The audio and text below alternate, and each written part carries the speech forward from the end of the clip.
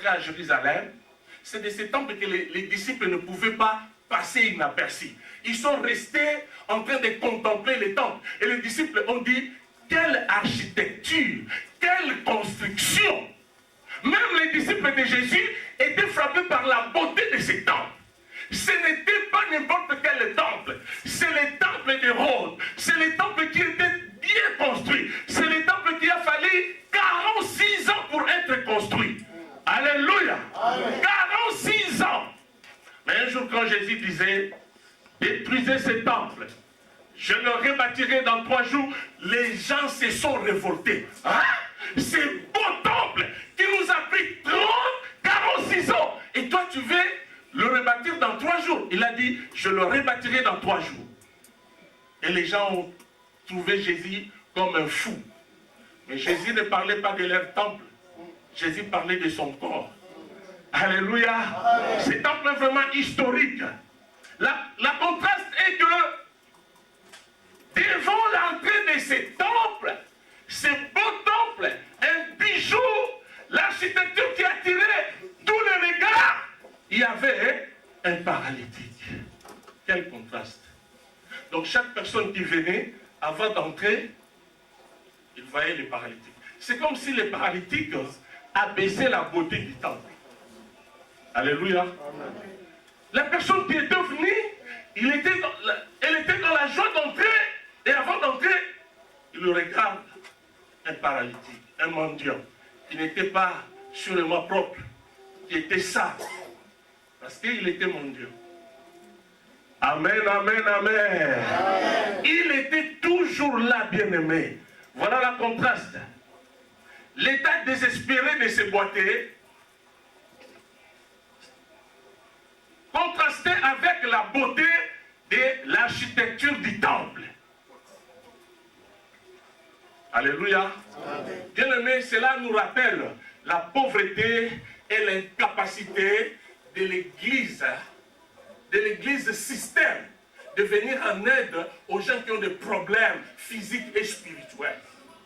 Vous savez, si nous considérons l'Église temple, l'Église système, nous n'aurons jamais de solution si nous ne croyons qu'à l'Église.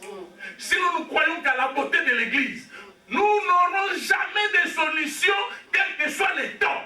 Cet homme a fait des années devant la belle porte, mais il n'a jamais eu la solution. Il était toujours là, mais avec ses problèmes. Il était toujours là, avec son désespoir. Il était toujours là, avec sa maladie. Alléluia. Amen. Alléluia. Amen. Le système ecclésiastique ne peut jamais venir en aide à ceux qui sont boités sur le plan physique et spirituel. Nous ne venons pas ici pour contempler la beauté de cette salle.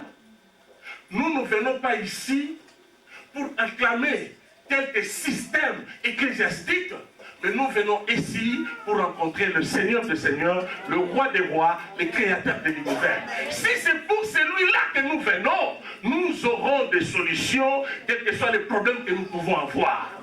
Mais si nous comptons au système, nous viendrons et rentrons avec des problèmes. Vous savez, dans la Bible, il y avait une femme.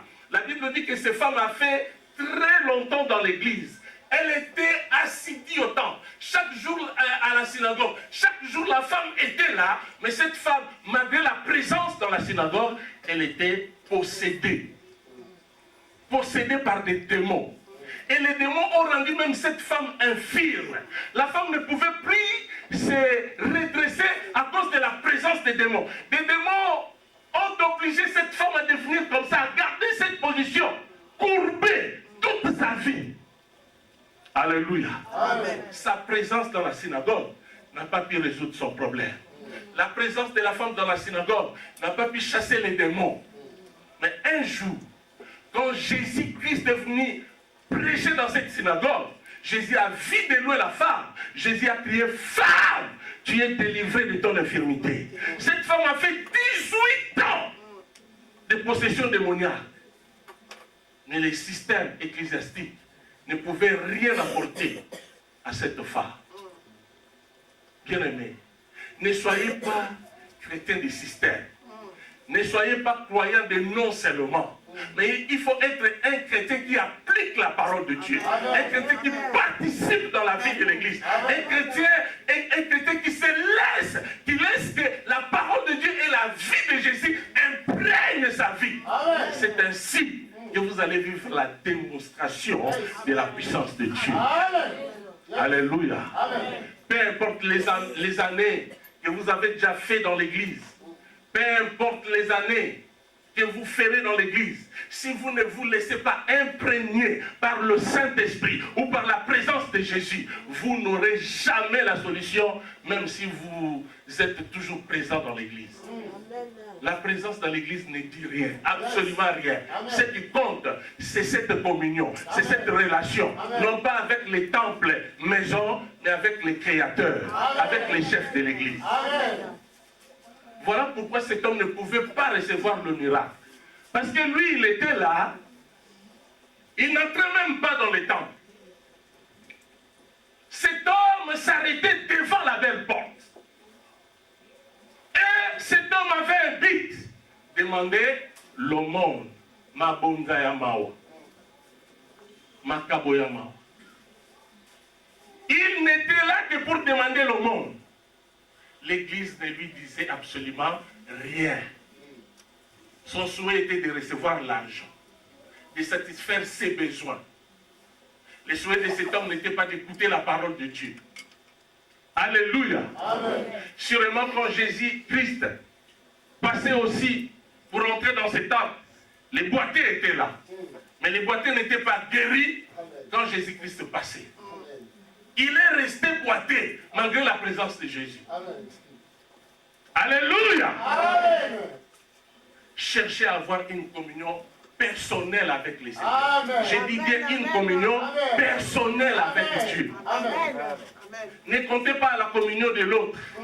Votre visitation ne dépend pas seulement de la communion de l'autre qui est assis à côté de toi.